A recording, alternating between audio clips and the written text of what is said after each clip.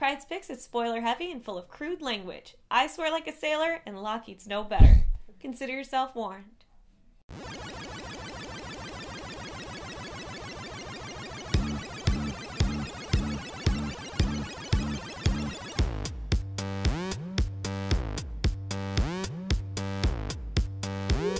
Hey everyone, it's April 16th, and I'm here with this week's Pryde's Picks. Now, I know you all say I review the top dogs more than anybody else, and you're tired of seeing so much Marvel and DC, and you need more indie comics. Well, fuck you. This week is all Marvel and DC. Guess what it's called? Pryde's Picks. Sorry.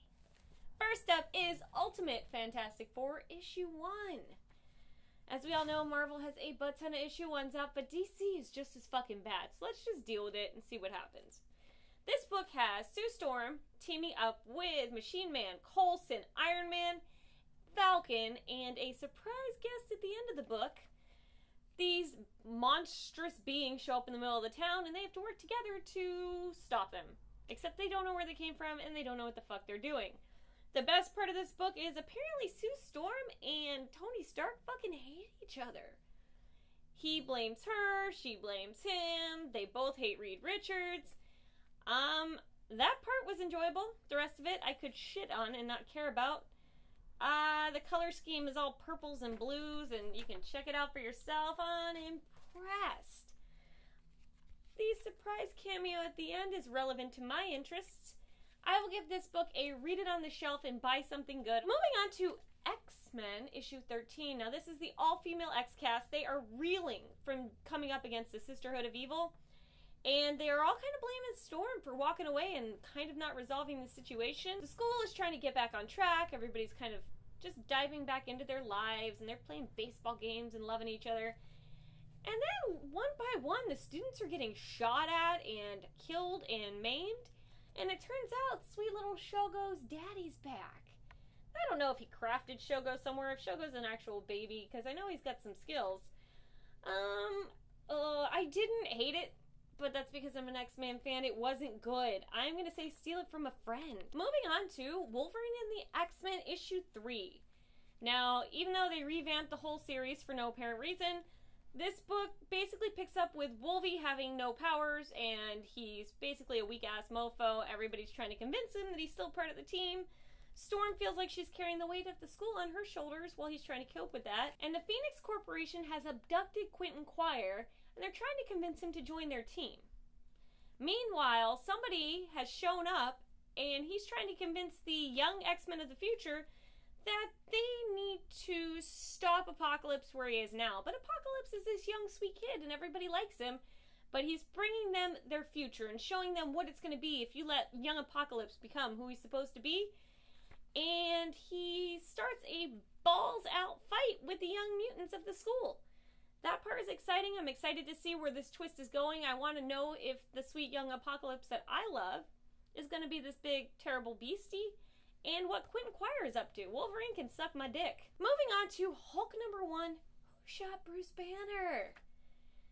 Now, the last Hulk book I read was like a while ago, and he was in France, and somebody was shooting at him, and he couldn't remember who he was, and I didn't give a shit. This book might or might not be connected with that, because it's been so long, I'm not sure. But basically, somebody has shot Bruce Banner in the back of the head.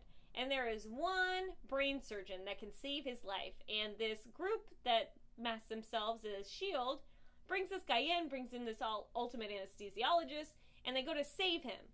Meanwhile, while his head is literally cut open, they're like, ooh, while you're in there, guy, can you implant this device? And he's like, fuck no, I can't do that. And they're like, you're gonna have to do it. Meanwhile, Hulk wakes up, shit goes crazy, Hulk takes off with his brain hanging out, and there is a not-so-surprising surprise twist at the end. Despite the fact that I fucking hated that Lost Hulk book, I love this book. I'm gonna give it a buy it now. I might be alone in this, but I enjoyed the ride. Wrapping up Marvel this week is Superior Spider-Man issue 31. Now, this is basically the overall nice, beautiful tie-in wrap-up to the entire Superior Spider-Man story arc. And I have to say, I've been up and down with this book, but I do appreciate the fact that they gave us a book that's about 2 books full of closure. And I need closure because there's so many loose ends right now, and I felt like they weren't going to wrap it up right. Petey is apologizing to everybody. Everywhere he turns, they're like, you were an asshole to me. And the only part of this book I didn't like is that everybody's like, oh yeah, that story makes sense. I forgive you. JK, guys. And then, like, the Avengers are like, oh, he's helping us now? I thought we fired you. And he's like, you know you can't fire me. And they're like, okay, guy. And they saved the world together. So I feel like everybody's letting him off a little too easy. But as we all know, The Amazing Spider-Man is coming back. And when it does, shit better get real. They better start making him pay for some of the crimes that his predecessor created, or I'm just going to be a little mad. I feel like nothing was really wrapped up or resolved in a way that I feel is okay for his actions. And he deserves to go to jail and at least get his ass kicked by one superhero. Like, hard. Like, beat down bloody pulp.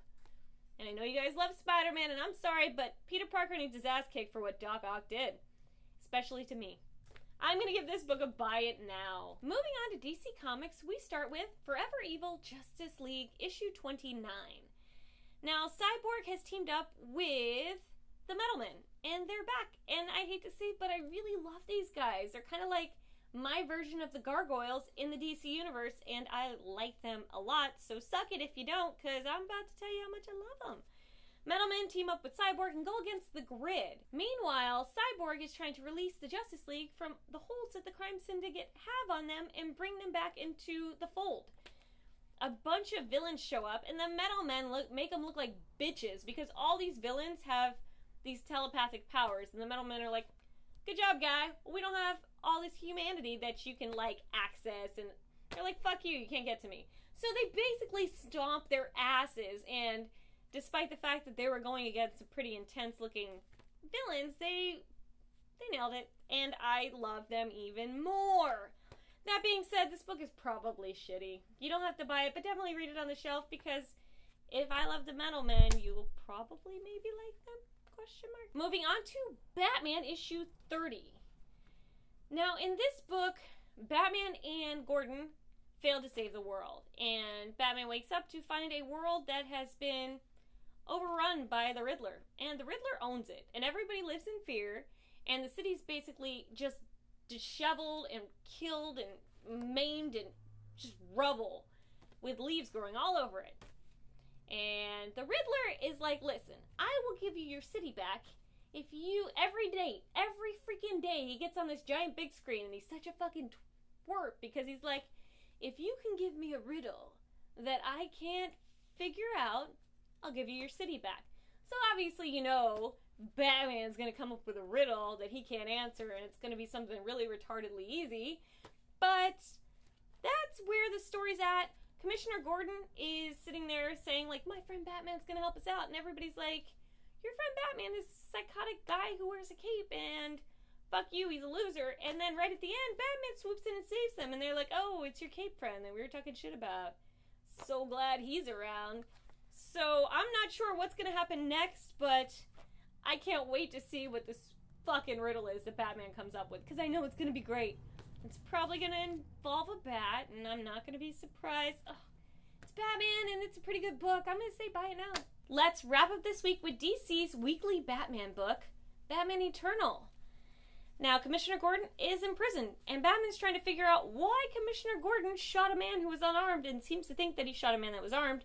He is using every logic under the sun to figure it out, and Gordon's like, man, I don't know what I did. He's like, but maybe I'm old. He's like, maybe it's because I hadn't had but 5 hours of sleep in 3 days. He's like, it could be all on me. This could all be my fault. And Batman's like, that doesn't sound right. The fact that he has that much, like, faith in his buddy, like, I fucking love it. I love that they have this bromance going that nobody else gets. And then Catwoman shows up and she starts rubbing on Batman and she's like, ooh, maybe we should spend some time together. And he's like, baby, I'm trying to work here. And he basically gives her like a little backhand. He's like, listen, later. And you can see like she's trying to get some tail and it's not really happening. And he shuts that shit down to focus on the job at hand because he really cares about Gordon. So what I'm saying is Batman Eternal issue 2, we found out Batman's gay. I'm going to give it a buy it now because I'm really enjoying the series and I like a weekly book. I'm a sucker. So, buy Batman now. I'm going to wrap up this week by saying, if you haven't checked out the web series I'm involved in, it's called Welcome to Tate's. If you go to welcometotates.com, Tates.com, it'll redirect you to the Kickstarter, and we got the coolest, greatest, awesomest perk donated from my friend Travis Fowler of 8-Bit Evolution, and I'm going to share it with you guys right now because it is just so cute. This is made with pearl beads. It is Deadpool, and he is the merc with the mouth, and this thing is a one-of-a-kind for our Kickstarter, one of one. You better go to our Kickstarter right now if you want it, because I promise it's going to be gone soon. How awesome is that? Welcome to Tates is about my friend Larry White releasing comic book villains into our universe. And I'm really in love with this project, and if you don't go donate $5 right now, I will castrate you in my next episode of Brad's Picks. I have the power. Don't tempt me. And any of you new subscribers from Lisa Foyle's Top 5, please comment below. I am a loser. I have no life. I reply to my comments, and I would like to know what brought you here, because I love Lisa, and if you love Lisa, we have so much in common, and we should be best friends. And good night, everybody. Mwah.